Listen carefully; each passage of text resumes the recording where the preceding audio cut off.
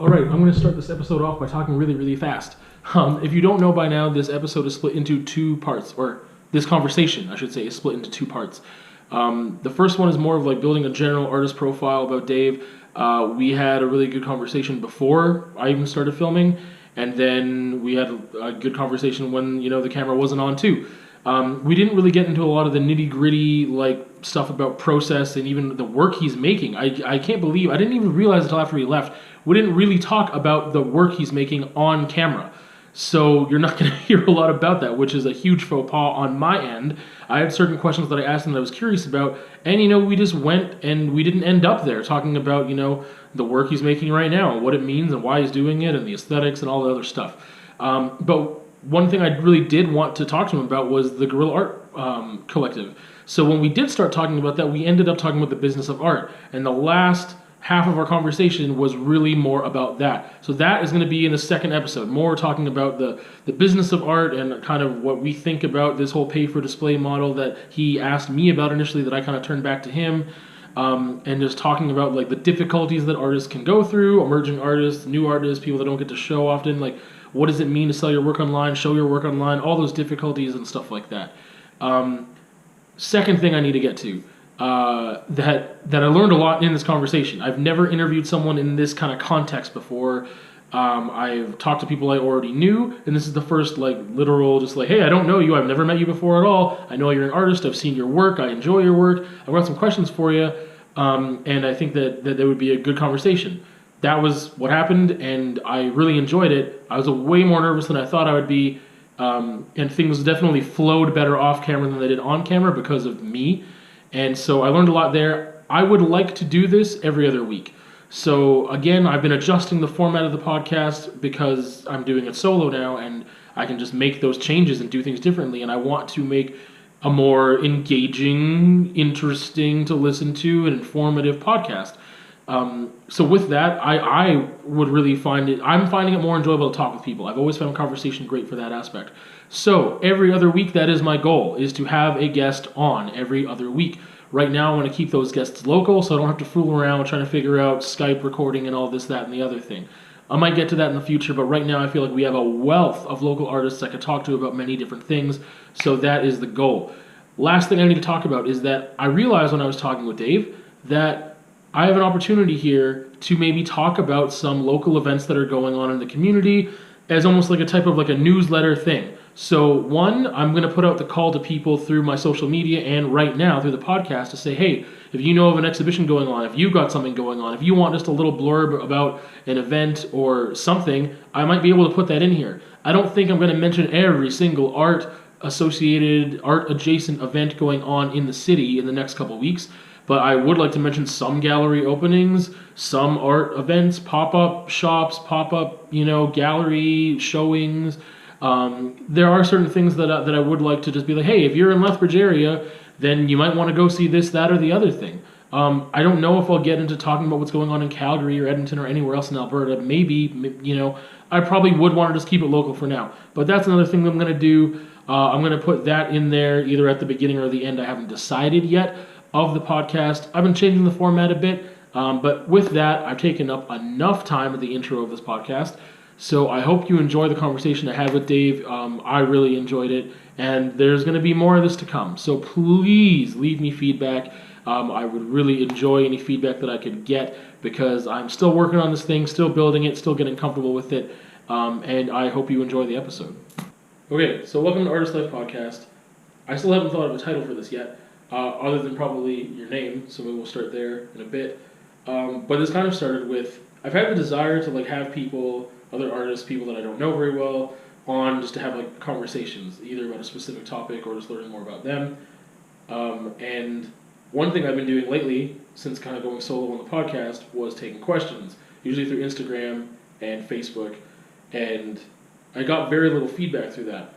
But this started from you asking me a question on there that I was like, that's an interesting question that I think I'm going to throw back at you, and we'll do that a little later. But then I just wanted to turn it into hey, why don't we just have a full-on interview? And I've been able to actually, fortunately, see some of your work in person, and then just have kind of an artist profile and kind of go from there, and then answer that question too, which we'll talk about in a bit. But that's kind of how this started. So why don't you start off with introducing yourself a little bit? Sure, yeah. So my name's Dave Bullied. I'm an artist based in Lethbridge, Alberta here. I've been practicing for about 25 years or so. I graduated from the U of L here in 2009 with a degree in art making or studio art. But I really haven't produced much since I graduated, so I'm kind of just returning back to the art scene here. Yeah, that pretty much sums up who I am. Yeah.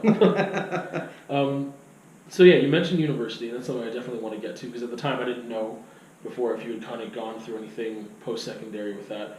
But when did you first kind of realize you were interested in art, whatever art is, which we'll get to as well? But really early age. I started with just coloring books. Like I think like all kids, worldwide, all children are artists. Like every human being is an artist. And then somewhere along the line, most of us stopped making art at some point. I just never did. I just always loved coloring, loved making stuff, loved the crafts, loved anything to do with that, loved Mr. Dress Up and his simple ways of making things. Yeah, just never stopped. I was always the art kid in school. Like I was always the drawing in the margins of my notebooks and doodling, never-endingly doodling, taking as many art classes as I could get. So it's just in me. It's just always been part of my life. I knew at an early age I either wanted to be a professional artist or teach art. Those were my earliest goals. okay. Where do you think, I guess, was there any like influence from like siblings or family or anything like that was kind of like around you already, or was it just like you just found it on your own sometime? Yeah, I mean, no, I literally just found it on my own. Like back when I was young, there was Bob Ross was on TV, and he was just, I could sit for hours and watch that guy paint. Like it just amazed me how he could take this blank white canvas, and in a 30-minute episode, he would turn it into this realistic waterfall painting or some mountain scene or something. And I just picked up what I could as for over the years. Like none of my parents are artistic. My mom to some degree is crafty, but neither of them ever really they're not like real liberal free thinkers or anything. So I just kind of explored it on my own really until I intentionally went to school for it. So you said at an early age you kind of knew, it was either going to be teaching art or being a professional artist. So you kind of knew that you wanted to take art in post-secondary since high school? Or? I actually never planned on going to school for it. And when I did start at the university, originally my first semester there, I was doing the split combined degree where you do the ed degree and art degree, because I really wanted to teach. That's what I went to school for, and then I really quickly found out I didn't actually want to teach. I taught a semester at a high school as an assistant teacher at the time, and I was teaching grade 10 art, and I spent way more time enforcing what I thought were just stupid school rules, like no hats and chewing gum and things like that, chasing kids for hall passes. I spent all my time focused on the worst kids in the class, and the kids who really wanted to learn art weren't getting it from me, and I realized the system's broken and I wanted no part of it. I can identify with some of those struggles for sure, because that's been my thing where I didn't, because of we talked a little bit before, so my experiences and stuff I've mentioned on the podcast before a little bit, that just like my art teacher at my high school and whatever, and then being interested in art, and that's why I wanted to try and be or be a change in that system a little bit if I could be that. But I find that's the thing too, like the system is still there where I'm focusing on classroom management way more than I want to be. I want to be teaching art, and also grade 10 is actually my biggest struggle too, because I'm like all high school for many reasons, and one of them is because we can talk about concepts. There's actual conversation going on as well, but grade 10 is where they're not allowed to have spares, and so they dump so many kids who don't want to be there into that class, and then they get weeded out over time. But sometimes, and especially now, like classes are just overloaded and stuff. Like I had 42 students at once, and then we only went down to 38. That's crazy.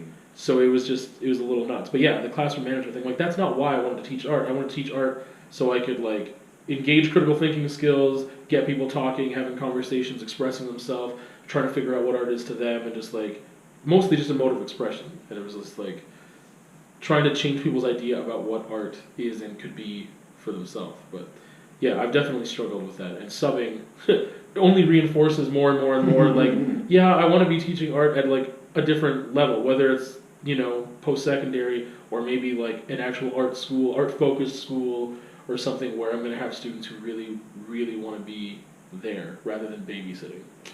Yeah, it's weird. I've come kind of full circle in a totally different way than I ever expected. Recently I've been doing these paint parties where like you see them sometimes in bars. It'll be a group of like 30 or 40 people to get together and we all paint the same thing, and it's very Bob Ross style. I end up doing these things because I'm like, well, at least they're paying to be there. Yeah. At least they want to be there for a reason. Yeah. Yeah, it's weird. So this is going to be really broad, but like Yeah. your artistic journey, like I don't know where you're going to branch off with it, but you said like started really young, with just the way that a lot of people start out. Like you said, almost like every child's an artist, and somehow we grow out of that, or some people don't. And that's the thing too, is like despite the fact of what I could say from my high school, like I took art classes and didn't really feel like I was ever making art, or wasn't challenged and didn't even know I liked art. But as a kid, yeah, I was doodling and stuff and doing like dinosaur and dragon drawings and whatever, Sure. and enjoying that. And then at some point before high school, I stopped doing any drawing of any kind because it wasn't really, I didn't really have anything to feed it, and I wasn't engaged enough in my, like, I don't know, I couldn't find anything to latch onto to keep doing, and I still suck at drawing to this day, and that might be part of it.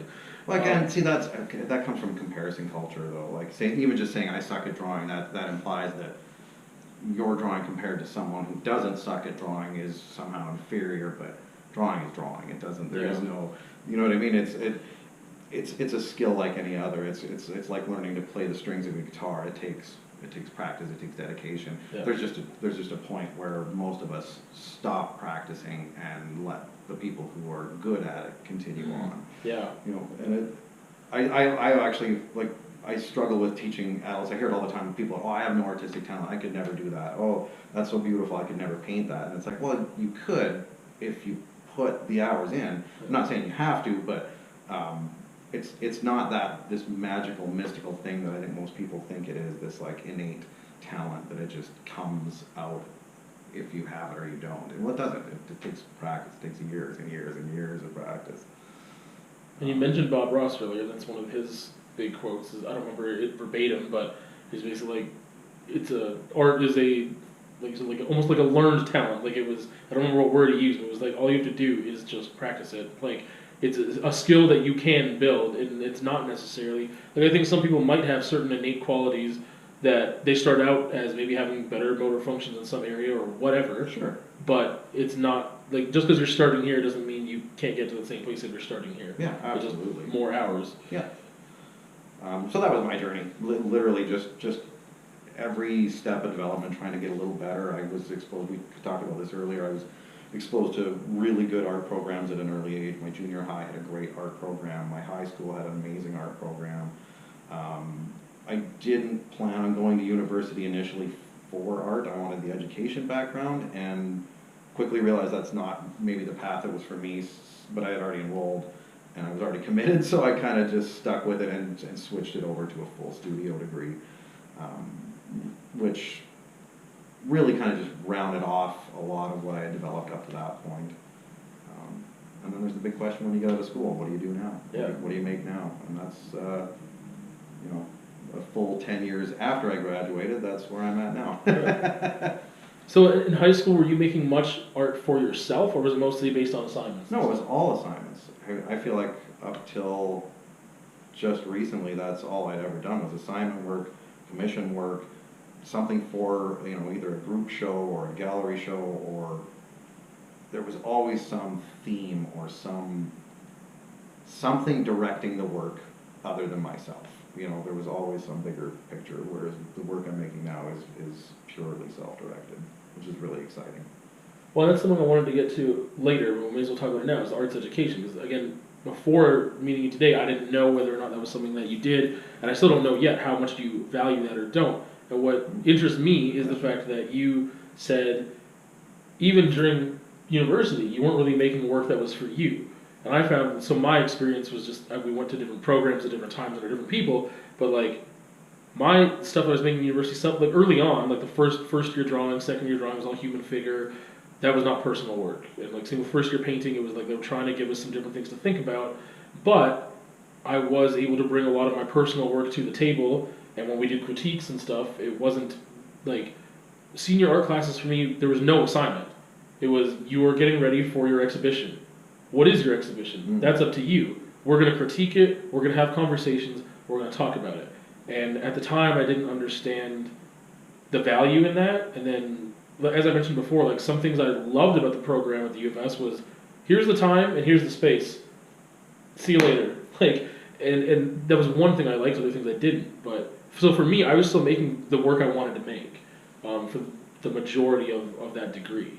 I would say there was a bit of that in my education.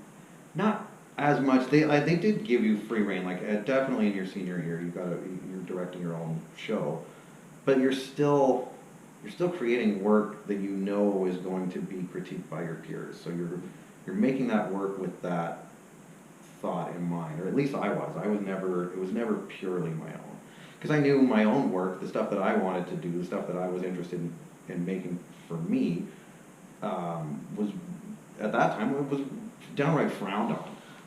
Skill was not something that was widely accepted as something to be sought after. Like, my work's pretty illustrative in a lot of ways. It looks like book cover art a lot of times. And that, where I was at the time, that it just, nobody was interested in that. I would have gotten ripped apart. So I had to have conceptual based work, which is not at all where I'm comfortable working. Yeah. So I work within the parameters to get the grade, to get the attention of the prof, to get the respect of my peers, to get the show that would lead out of that, that kind of thing. And it did happen. I showed in Halifax. I had some minor successes in that world, but I never was happy producing that kind of work. Because it was for someone else, right?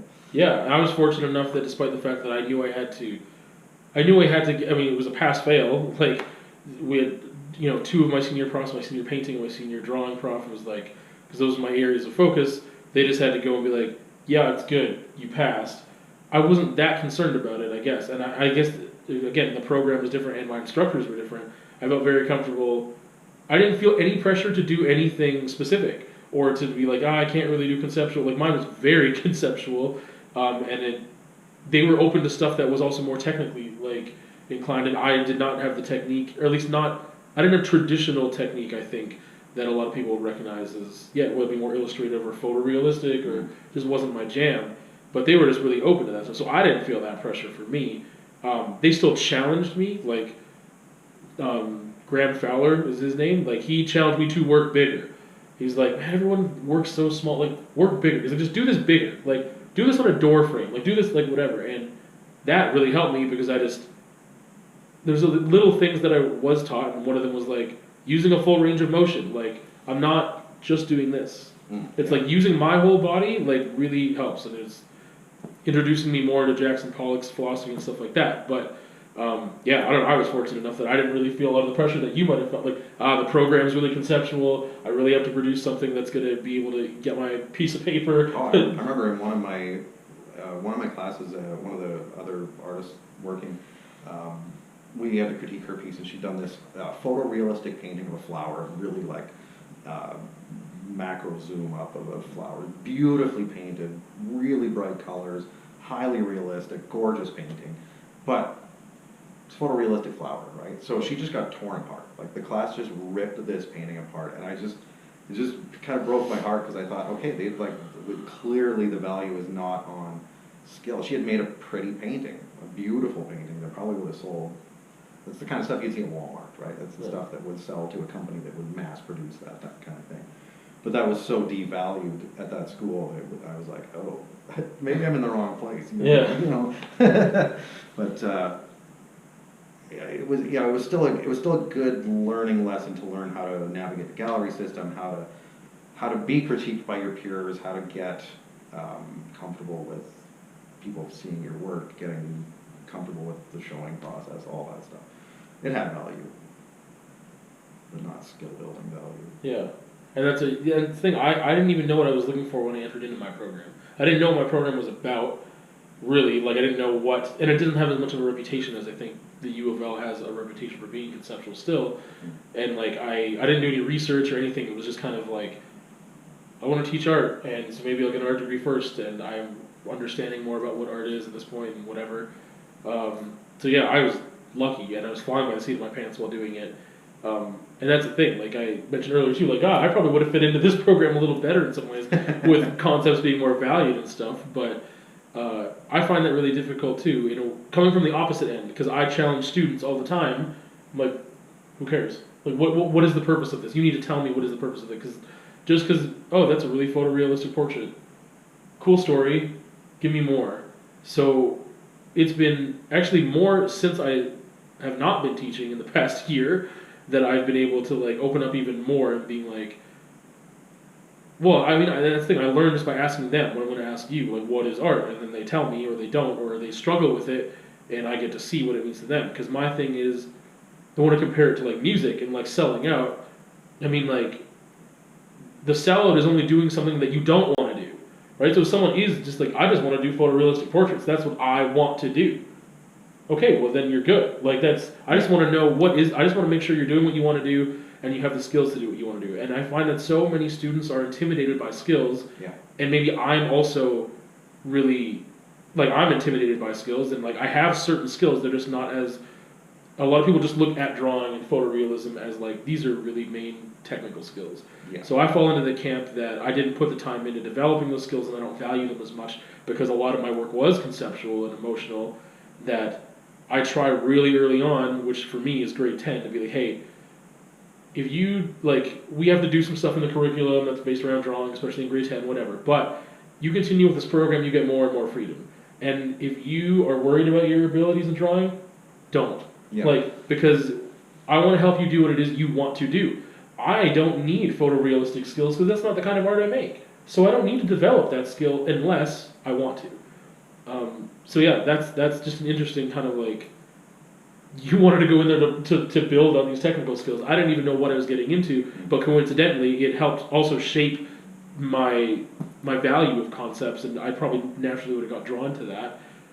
I do wish I had more technical ability though, because sometimes the concept I want to express needs a little more of that. Like, and for me to get frustrated in trying to create that, like, yeah, it's part of my just demeanor and stuff, is like, I need to calm down and just look at this as just a learning opportunity. But yeah, I remember going into it thinking, you know, I'd read a lot about art schools and art and artistry practices and stuff before I ever went to university, and I thought, okay, I'm going to go in and it's going to be, you know, just like the classical French schools. I'm going to be in there. The first year will only be black and white. That's all I'll be working in, glorious black and white and still lifes. And then the next year will be, you know, really pushing tone and value. Maybe by third year I'll get to play with color, and by fourth year I'll be an absolute master at my techniques and my skills. And then I really quickly realized that, like, oh no, this is like, I'm taking the history of rock and roll and like, you know, like all these courses that were not art related, and then what was art related was,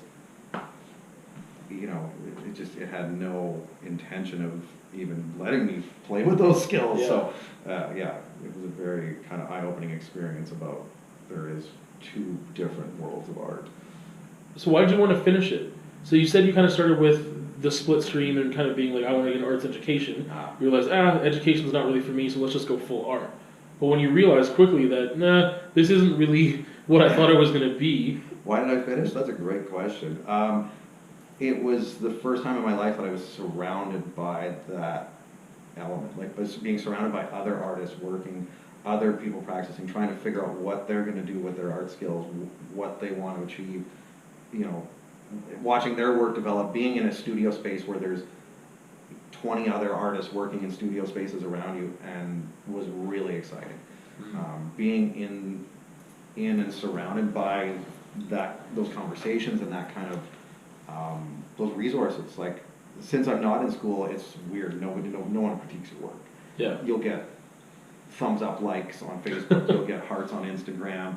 You'll get people saying, "Oh, I love this," but you don't get any real constructive feedback ever. So I loved that. I thrived on like being around artists. Wish it didn't cost me so much Yeah. for that experience, but I don't regret it. It was different. It was a good learning experience for me. Did you find like a sense of community among students there? Oh yeah. Okay. Yeah, at least the time that I was there, we had a really great group of people that I still stay in touch with a handful of them to this day. So I found the energy that you're talking about, I found there, but I didn't have any sense of community in my classes. Just because, I don't know, part of it being introverted and not even putting myself out there, and also just not connecting with just a lot of people that were making stuff where I was like, yeah, what do you... I'm still super judgmental to this day, but then I was way more elitist and way more judgmental and way more like, you're not even making art, what are you doing? So that was probably a problem too. It was easy there, because anything can be art. Yeah. Anything. I think our instructors like had that attitude, but I was just like, no, capital A art, like, yeah. Yeah, I didn't find much of a community whatsoever. I had very little conversations with students at all. But I still found the energy of like people are doing stuff. Like being in like the drawing studio when no one was around, Yeah. I still found inspiration just in like, oh, someone made a little mark here on this wall, or there's some supplies laying around, or like some people would, I mean, probably typical of a lot of art schools, at least I would hope that people would like doodle somewhere they're not supposed to, and you'd find this little treasure. All over. Yeah, and so I found that energy there. And that's I didn't really have a question of not wanting to be there because I was getting out of it like what I guess I wanted to without even having like an expectation because I didn't really have one. But I still, yeah, I really miss the energy definitely of like other people are making work and other people are like around there and yeah. And just being able to like bounce things off people in a live setting like that, like to know that, like, just passing in the hallways, you'd stop and talk to another artist, and you'd be like, "Yeah, I saw you working on this thing," and and like, "Oh yeah, and I was struggling with this," and like, "Oh, I have an idea. Here, I'll show you." And then you go over and show them, "Oh, here, what if you tried this?" And like that kind of, you just don't get that anymore. Like you're left to your own devices to just create purely on your own. You never working in a space where you have so many other people working. You always got to talk things out and experiment with ways and talk to other artists who understand the process and can offer different angles or different advice or different opinions. It was exciting, for sure. Sometimes I miss that. I'm quite introverted myself. I prefer to be in the studio alone for the most part, but there's times where I do miss being able to, or I miss sometimes just when another artist will see something in my work that was intended that I always wonder if other people will see it. Yeah. In university, you would get that kind of feedback right away. Yeah. In real life, you don't. You just don't. Yeah. People rarely go like, "Oh, I see the connection between this and how this relates to this." And yeah. like, there's so much intentionality in my work that I think goes completely unnoticed by most people. Yeah, I don't struggle with this much anymore because my stuff is not as, I guess, intentional as some of the stuff I was making then. But yeah, just being at, whether it's a more academic setting, either way, it's a more creative setting and having other artists, even though they're doing completely different things sometimes, that they know how to look at a work sometimes and can catch those intentional, like whether it was symbolism or certain layers of things, like I know why you put this texture here, or even just like, yeah, your title makes sense with this thing because it's referencing this or that or the other thing. Like that's definitely something that, yeah, my work isn't as intentional now as it was then, but I still miss having like someone being able to connect to it. I didn't have as much input from other people unless it was critique time, but yeah. Like having a critical eye, somebody who can probably view your painting with a little more knowledge of how to view a painting. Yeah. Right? That's always exciting. It's tough getting that kind of feedback in the real world. Or it can be brutally the other way. Like, I don't know what you ever post something on Reddit or you post something on Instagram that you're like, you're not 100% sure, and then you open it up for critique. Oh yeah, they'll critique it. Yeah. They'll tell you what they really think. Well, I get critique on stuff that I'm not asking for, so that's the other thing. It's not often, and it doesn't, I think it bothers me more sometimes than I thought it would, and sometimes it doesn't bother me at all. It just depends on the thing. But like even just putting something on a buy and sell page, the incident I'm thinking of now didn't bother me, but it was just like, okay, well, it's obvious you don't like it, That's cool. Thanks for Thanks for your telling me feedback. that it's not even art and whatever else. And like, I don't know, it was an abstract, and it was like, I don't get it. And then it went way more further into how it's absolute shit. And I was like, oh, okay, cool. Don't buy it. So Thanks for coming out. yeah. I want to backtrack, and I played around with thinking of the format of this. Like, should be the very first thing I ask you or not? But what is art? And obviously, the implication is to you and your opinion. But Sure. So that's a huge question, and my response is probably, does it matter? I don't know. I mean, until Marcel Duchamp came along, there was a pretty clear answer to that question, and now I don't know. I really don't. I think it's anything anyone makes that, it, like, I don't know. How can you disprove art? I don't know. If skill's gone out the window, if talent doesn't exist, what defines it? I really don't know. Like, it's impossible to say. So I can't help but think, like, does it matter? Is that even an important question anymore? 'Cause everything is art. Nothing's art. Everything can be art. It's completely up to the beholder. I can sell work to a certain market because there's a market for it. Same with every other artist. I get frustrated when I'm online and I see artists that I would consider are maybe not as well developed as others, and they're selling consistently. They have a great, somehow they have made this online presence. They're working artists. Like, I've seen full-time artists that's their only job, and they're producing pretty low quality work, but they're doing it, and I'm like, my hat's off to them. They're doing it. I'm not. Like, yeah. so how can I say what is art? I don't know. Fair enough. I mean, I like the fact that you challenge, like, is there even a reason to have that question? I don't know, whenever I've thought about it or asked it, I'm always asking the individual, like, what do you think art is? And again, sometimes my context is, hey, it's grade 10, what is art? And getting their answer at the beginning of the semester versus the end, just because I found just, like, boxed in is how I felt at the very beginning. I think a lot of, at least students that come to it, when they're faced with that, it's like, oh, again, immediately they don't know, but then I'm like, hey, well, just give me jot notes, like, just that's it, just write in your journal, like, give me jot notes of what art is to you. And it's like, well, it's painting, it's drawing, and some people will try to, like, give me the answer they think that I want, and it's expressing yourself, and, like, and some people genuinely, yeah, it's expressing yourself, sure, that's part of it, but so is throwing a rock through a window. Like, I express myself, and, like, I don't know, that's why I just love that question too, because I mean, again, coming from a really immediately judgmental place for me, and like training myself to like slow down sometimes and be like, okay, yes, someone else thought this was art because they're calling it art. But I don't know, in one part of your answer made me think like, okay, so if we call it art, then it's just art. Like, if I call whatever I'm making art, then you just immediately, you don't have any qualms about it because you're like, hey, you said it was art, so I guess it is. It's, well, I mean, literally since the golden toilet, man.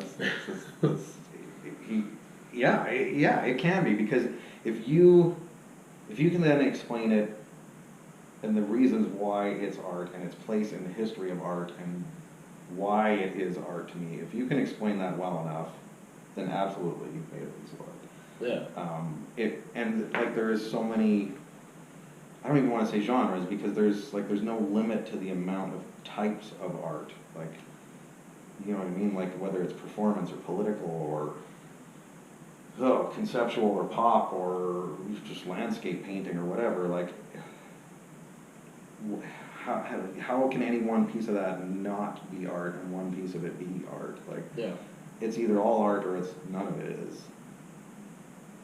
So that's why I kind of like, I don't know what is art. It's some kind of cultural reflection from an individual or group of some kind, but it's like, what is life? It's too broad of a question anymore. You know, like, what is theater? You can at least narrow that down. Yeah. But what is art is so big and broad that I don't know. I don't know if it can be answered.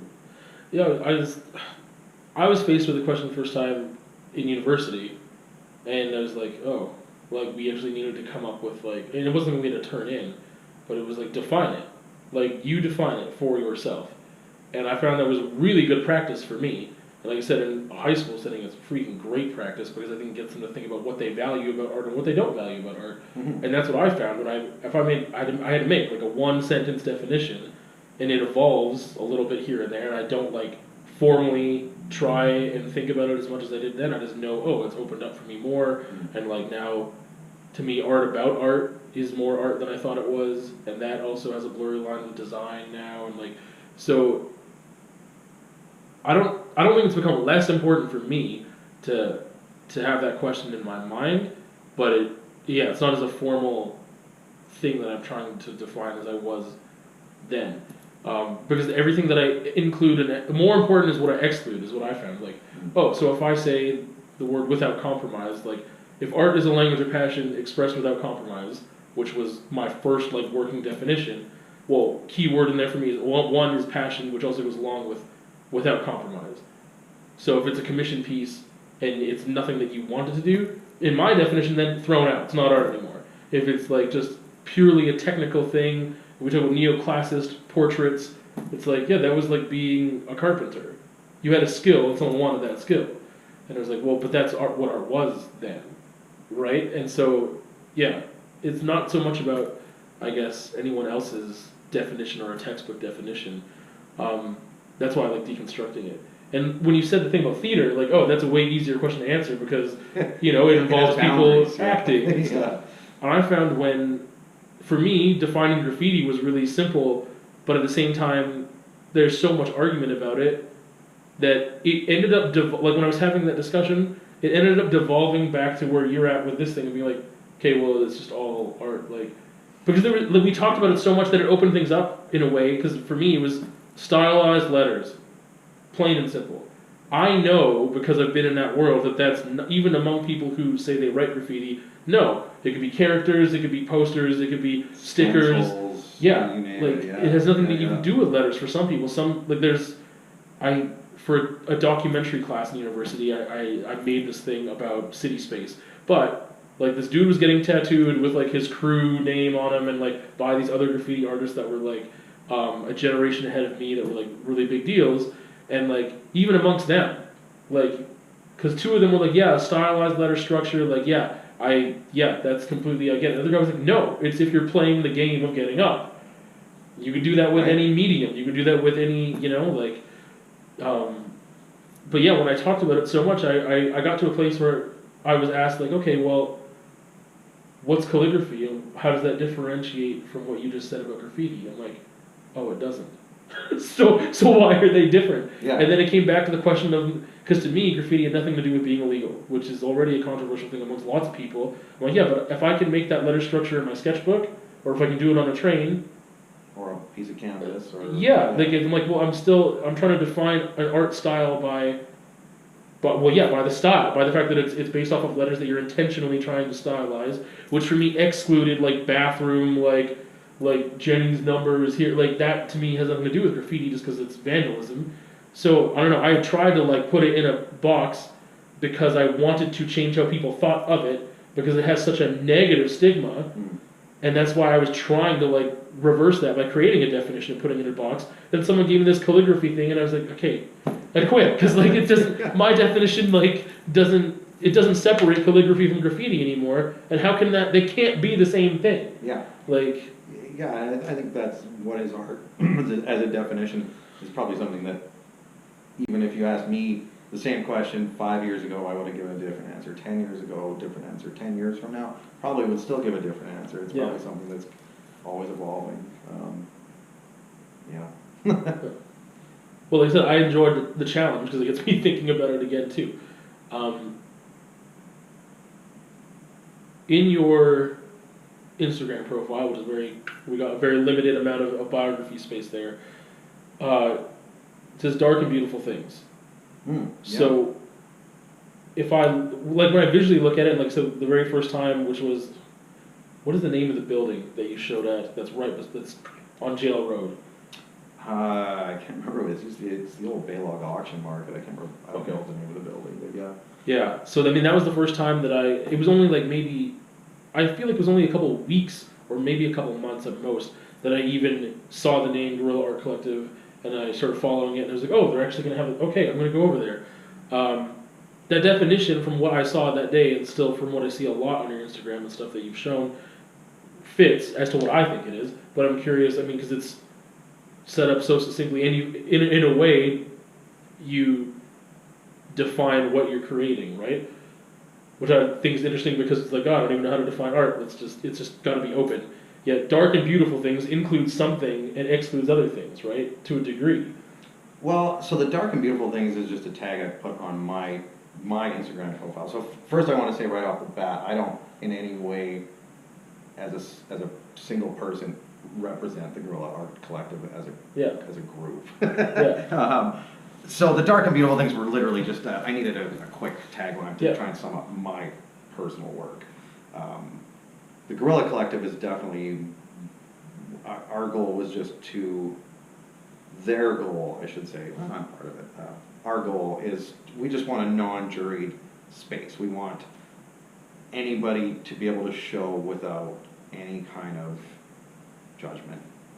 Because typically in all gallery settings, there's a process to get your stuff up on the wall. Yeah. Right? Even if it's a free open space that's available to anyone, there's always a process. You have to apply for it. You have to submit work. Your work needs to be scrutinized by usually a group of people, and then it's decided which pieces, if any, will be shown. And you have some input as the artist as to how they'll be shown and stuff. But that's always been frustrating to me. And it's intimidating for so many new artists to try and apply for these things knowing that they're going to have to get juried and judged. So we just started showing our own work and started showing guest works, and it's a first come, first served basis. If we have 15 spots open, the first 15 people that apply get in. It doesn't matter what your work is. Which I guess comes back to that, what is art? The collective would say whatever you want to show publicly. Yeah. You know, or at least that's kind of what they've been trying to put forth into the city, giving artists who would not have a chance to show anywhere else a chance to show.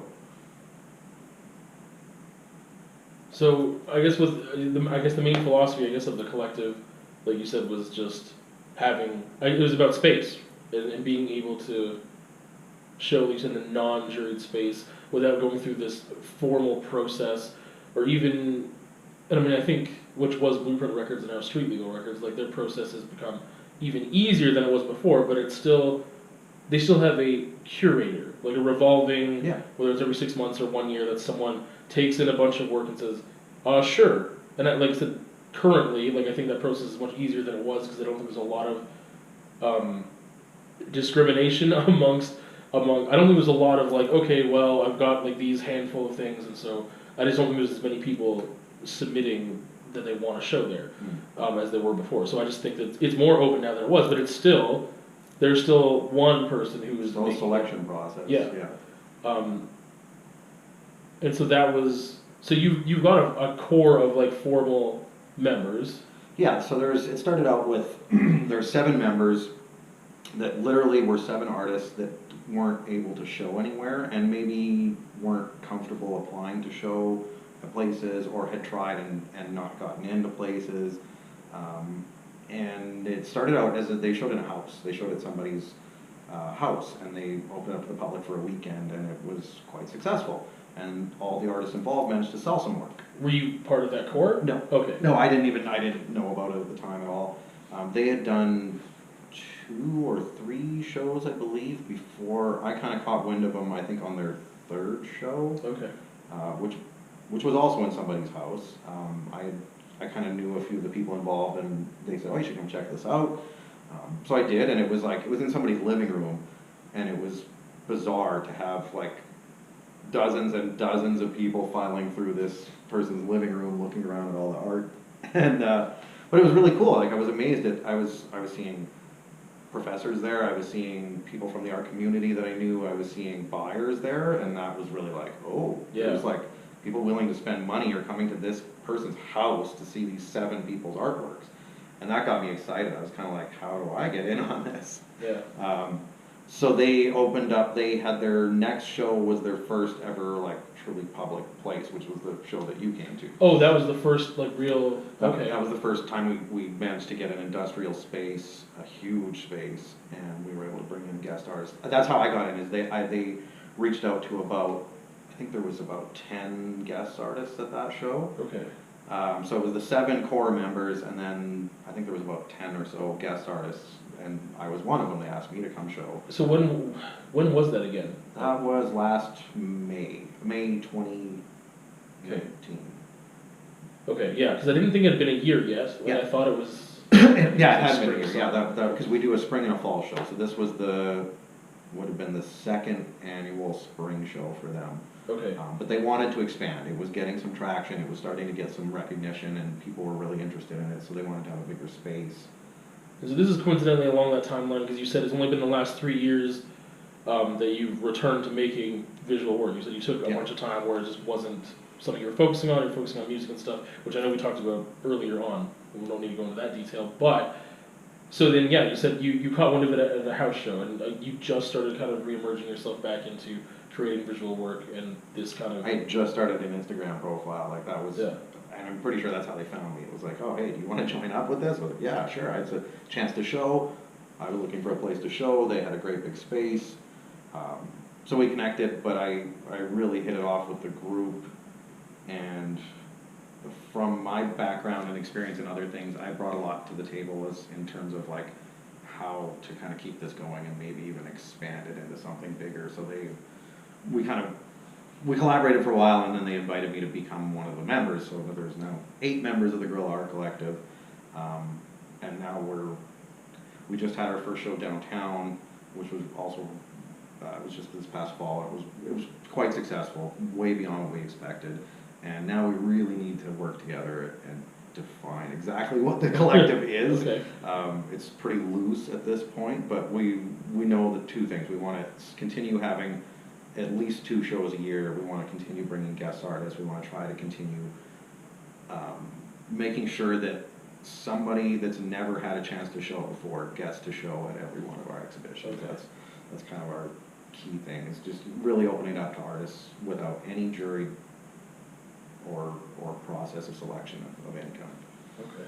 Because it gives it to everybody, right? And it lets you have a taste, it lets you have a chance to show and get that first thing on your CV if you're a young artist trying to break into the gallery scene. It's like the classic, when you're a kid and you're trying to get a job, no one will hire you because you have no experience, but you can't get experience because no one will hire you. Yeah. It's the same thing. So you mentioned that one was really successful. I didn't even drop off or pick up my piece because I had something in there. I was in Calgary, and it was just like, when I committed to it, I didn't even know what it was. And I was like, I know, like, I'm in the city, like, I can, and so I had someone else who also had work there, just, like, drop it off, pick it up.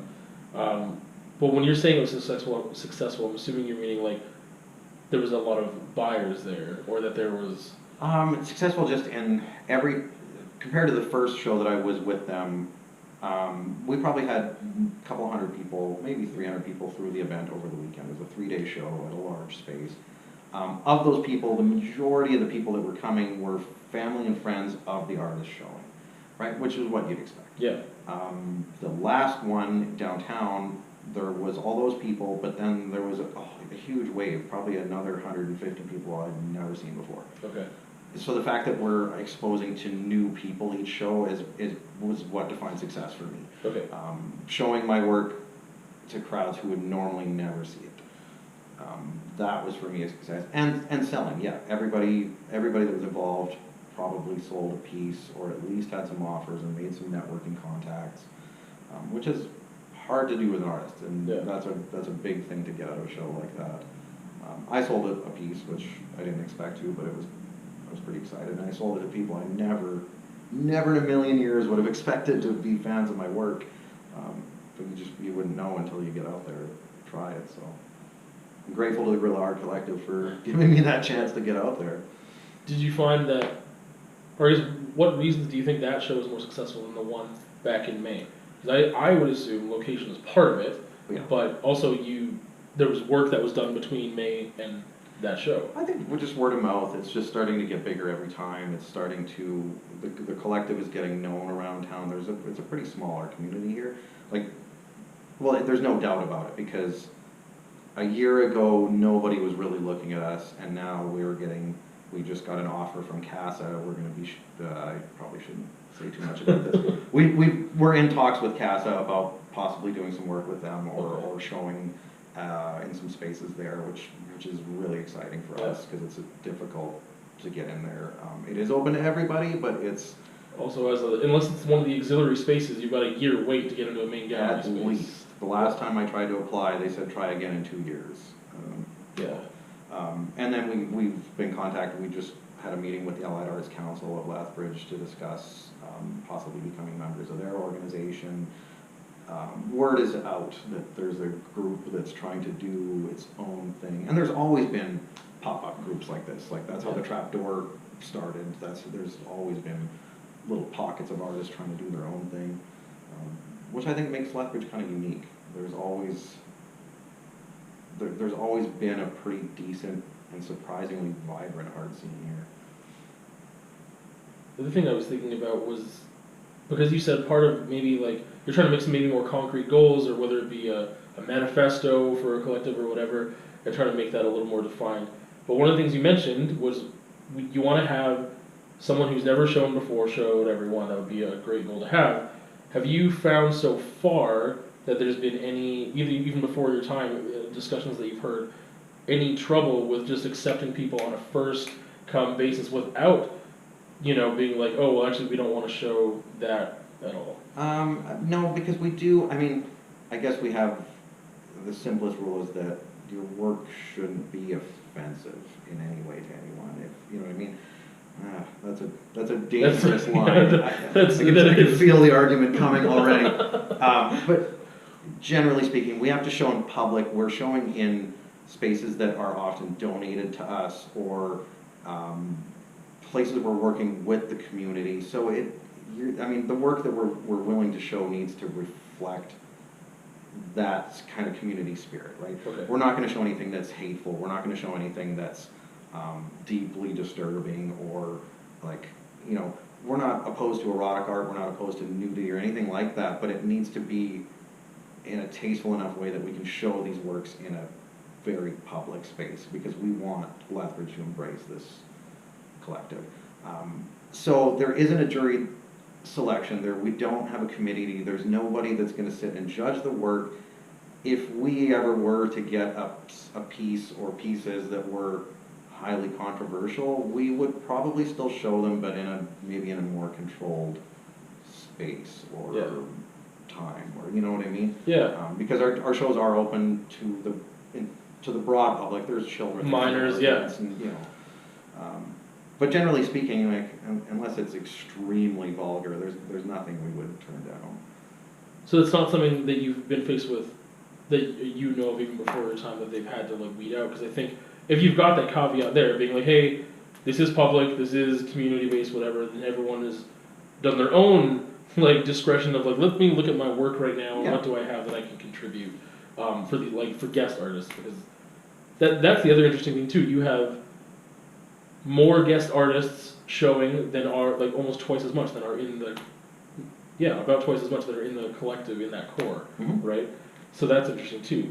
Even though their pieces are limited to whether it's one piece or whatever. Well, I mean, it's different every time. Our first show was we had the guest artists each got a section of wall space, so they could fill. If they had 10 pieces they wanted to show in that space, that's fine. You put whatever you want.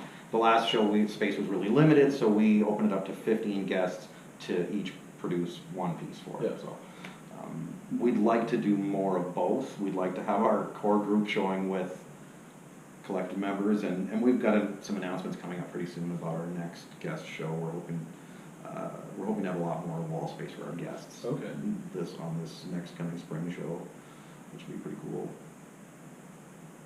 We're even talking about we might be getting into multiple venues at the same time. Oh wow! Okay. Trying to get a little more of a festival sense, so that it's at multiple venues in the town. Yeah, just trying to get out there, really, without the assistance of. I mean, I know there's amazing galleries here a lot of those galleries show artists from other cities. A lot of those galleries don't necessarily support the emerging art scene, maybe really well-established artists or specific kinds, but generally speaking, most of the artists I know producing here aren't going to be showing at the SAG, and they're not likely to be getting into brick and mortar, and so it's left us to just figure out a way to do it ourselves. Yeah. I hope the collective supports everything I do. Doesn't sound too off base or anything that I can. Well, we've never clearly defined exactly what we're doing, so.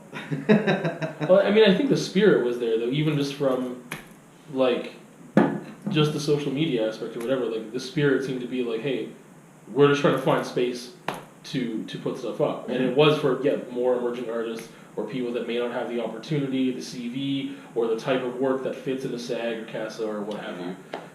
That spirit seemed to be there, and a positive, I guess, like, spirit. And without a theme, like I've seen lots of other group shows and group collectives that do this similar idea, but they seem to have shows based on a theme or a concept or a single tagline, and then all the work relates to that. We are not. We are literally 8 artists showing our own stuff individually. So there's no, we don't want to influence anybody's work. We don't want to say, oh, your work has to be this or that or this caliber or this medium to be able to show here. Like, we'll literally show anything, whatever you've got, we'll show. Yeah. And then, like I said, my mind jumped to like these potential issues like that might happen, and they haven't happened yet, which is good. But yeah, there's still going to be, no matter what, there's got to be some type of, I don't want to use the word as harsh as censor, but I mean there has to be there's still a selection process of like, if you go with the first 15, it's the first 15 that just also happen to be pieces that are appropriate for the space.